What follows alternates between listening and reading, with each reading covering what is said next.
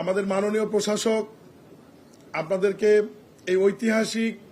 ঐতিহ্য জাতীয় ঈদগাহ ময়দানের ব্যাপারে বলেছেন। এইবারের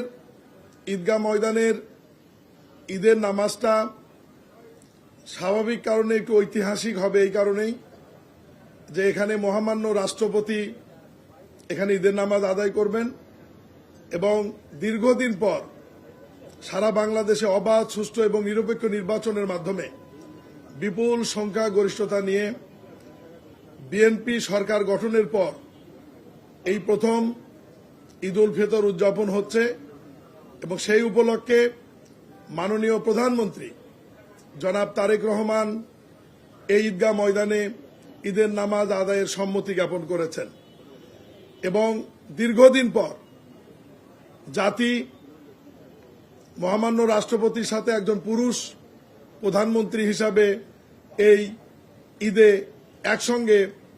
দুইজন ভিভিআইপিকে নামাজ পড়ার জন্য দেখবেন এবং যে সমস্ত মুসল্লিরা এখানে উপস্থিত থাকবেন তারা তাদের সঙ্গে সাক্ষাৎ করতে পারবেন এবং দেখতে পারবেন। বরাবরের মতোই যে আয়োজন থাকে সেরকম আয়োজনই থাকবে। ইতিমধ্যেই প্রশাসক মহোদয় বলেছেন এর বাহিরেও একটা মেডিকেল টিম এখানে থাকবে, অজুর ব্যবস্থা থাকবে, ভদ্র মহিলাদের জন্য, মুসল্লিদের জন্য আলাদা ব্যবস্থা থাকবে, সাধারণ মুসল্লিদের জন্য আলাদা ব্যবস্থা থাকবে, পুরুষ এবং মহিলা মিলে সব সহ কম বেশি প্রায় 40,000 মুসল্লিদের এখানে নামাজের ব্যবস্থা থাকবে।